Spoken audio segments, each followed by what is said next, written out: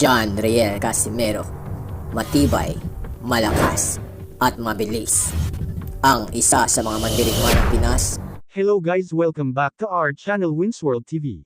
So Kamida Promotion sumuko na sa manager ni Naoya Inoue na si Ohashi, dahil ayon kay Koki Kamida ay mahirap kausap itong si Ohashi dahil lahat ng kanyang attempt na makipagnegosasyon para maikasa ang laban Naoya Inoue versus John Riel Casimero dito ay nasayang lang dahil wala talagang balak labanan ng kanyang alaga na si current undefeated and 4 World Division Champion Naoya Inoue kay former 3 World Division Champion Cuadro Alas Angas ng Pinas John Riel Casimero. Ngunit ganun pa man ay hindi parent susuko ang Kamida Promotion at ang ating pambato na si Cuadro Alas John Riel Casimero na maikasa ang laban niya kontra Naoya Inoue, dahil didiretso na itong makipag-ugnayan sa Japanese promoter ni Naoya Inoue na si Mr. Honda ng Tekken Promotion, at ito daw ay magkakaroon ng konkretong agreement para sa naturang mega bout.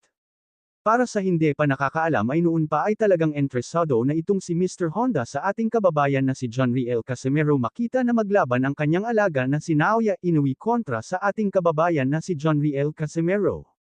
Kung inyo pong maalala ang laban ni John Riel Casimero kontra Yokanori Uguni ay personal po itong binati at kinamusta ang ating pambato sa mismong kwarto ng Team Casimero. Kaya dahil dyan ay hindi parent nawawalan ng pag-asa itong si Koki Kamida na maikasa ang labanan Naoya Inoue versus John Riel Casimero sa pamamagitan ng matinding negosasyon dito kay Mr. Honda ng Tekken Promotion. Dahil kitang-kita nila ang maliwanag na pera kapag ito ay natuloy, dahil sobrang malaki pera ng demand sa laban Naoya Inoue versus John Riel Casimero kumpara sa labanan Bam Rodriguez versus Naoya Inoue na talagang hindi gusto ng mga boxing fans ang match-up Rodriguez versus Inoue. Kaya abang-abang na lang tayo guys sa mga susunod na update tungkol dito. Dagdag pa sa ating mga balita. Kilala siya bilang napakaangas, bomba ang lakas kapag sumabog, kayang-kaya niya pataobbin ang mga kalaban na magtangka siyang kalabanin, gamit ang kanyang talas ng isip, diskarte, at lakas ng kanyang mga suntok, na kapag nakatama ay panigurado lipad ang ulo ng kanyang kalaban sa lakas nito. Ang kanyang taglay na angas at lakas nito ang naging dahilan kaya siya naging paborito ng karamihan. The power that man possesses in his hands is a joke.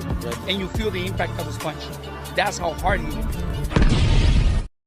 Pagkatapos nga pumirma ni John Riel Casimero ng kontrata sa Kamida Promotion, ay madami ang nagtatanong kung kaya nga ba ni John Riel Casimero magbago at madisiplina ang kanyang sarili pagdating sa tamang timbang, dahil alam naman ng karamihan na ilang beses na ito nasangkot sa paglabag sa tamang timbang.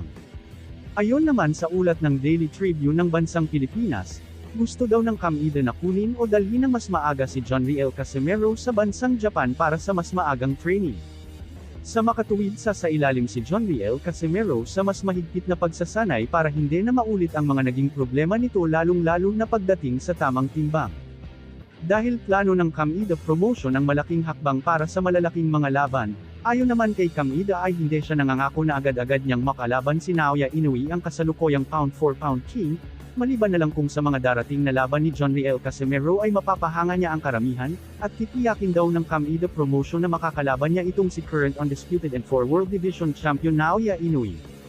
Malaki din ang tiwala ng Kamida Promotion na pagdating sa tamang disiplina ay hindi na mauulit muli ang mga paglabag ni John Riel Casimero na hindi pagsunod sa tamang timbang. Kaya gagabayan ng Kamida Promotion si John Riel Casimero ng tamang disiplina. Dahil naniniwala ang Kamida Promotion na muling makilala si John Riel Casimero sa pandaigdigan and ablado ng boxing sports.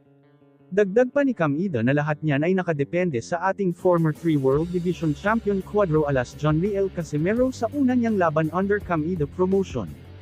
Kaya isa itong malaking pagkakataon ang ibibigay ng Kamida Promotion sa kanya, kaya kapag ito ay pumalpak muli at muli itong magkaproblema, lalo na sa hindi pagkuha ng tamang timbang ay tiyak ito na ang pinakahuli niyang pagkakataon sa kanyang boxing career, so hindi naman natin maitatanggi na napakadaming Japanese fans ang humahanga kay former 3 World Division Champion Cuadro Alas John Riel Casimero. Dahil sa mga ipinapakita niya sa ibabaw ng boxing ring, lalong-lalo na kung papaano niya patumbahin ng ilang beses itong dekalibreng kampiyon na si Luis Neri. Gulo. Ayan, bumira sa... Yan na! Bumagsak mga bay, grabe yung kaliwang suntok ni kasi... Isang minuto pa mga bay, natitira dito sa round 1.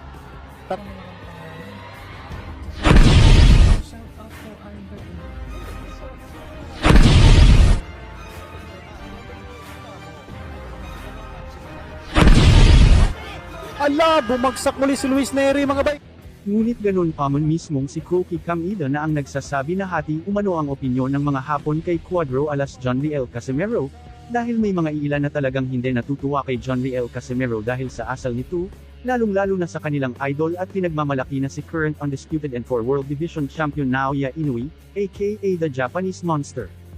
Bumanat at inulan kasi ang mga post at komento sa Twitter ng mga solid fans Japanese supporters ni Naoya Inoue at hindi nga sila natutuwa sa inaasal ni John Riel Casimero. Dagdag pa dyan, dahil sa ginawa ni John Riel Casimero dito kay Luis Neri na kung saan ay maylang beses ito pinatumba ng angas ng Pinas at sa baluarte pa ni Naoya Inoue, kaya dahil dyan ay galit nga din umano si Naoya Inoue dahil na-insulto daw ito sa ginawang pagwawalang hiya ni John Riel Casimero sa mismong bansa niya. So ating tatalakayin ang naging sagot ni current undisputed and 4 World Division Champion Naoya Inoue aka the Japanese Monster, sa hamon ni former 3 World Division Champion Cuadro alas angas ng Pinas John Riel Casimero.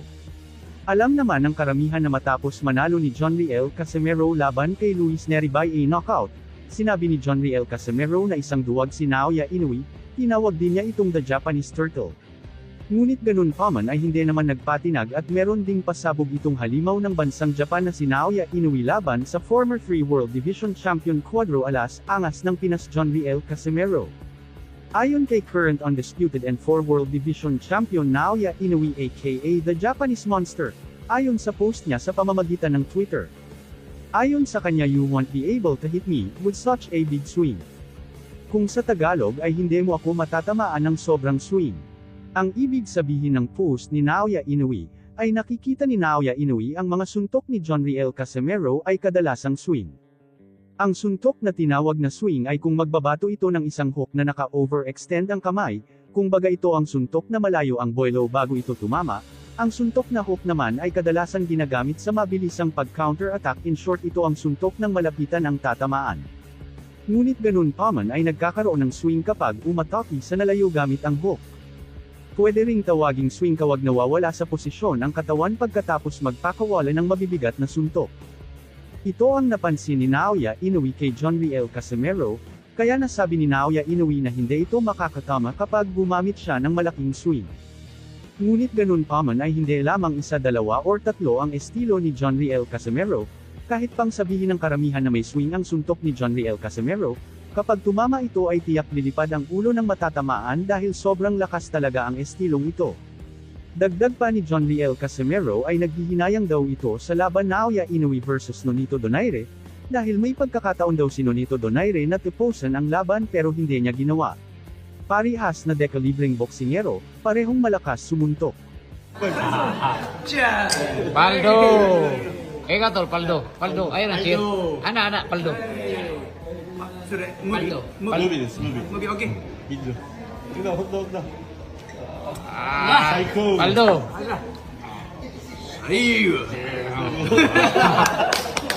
Ayon kay Naoya Inoue ay he would teach her a lesson. Turuan daw niya ito ng leksyon si Cuadro alas John Riel Casimero.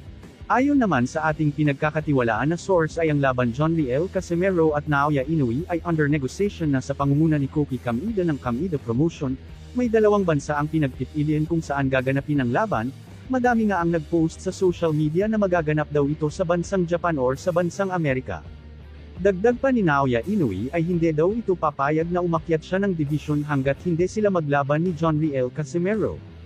Dagdag pa dyan ay halos karamihan ng Japanese boxing fans ay nagre-request na maglaban na itong dalawang boksingero para magkaalamanan na kung sino talaga ang tunay na halimaw sa lakas ng kamao pagdating sa ibabaw ng boxing ring.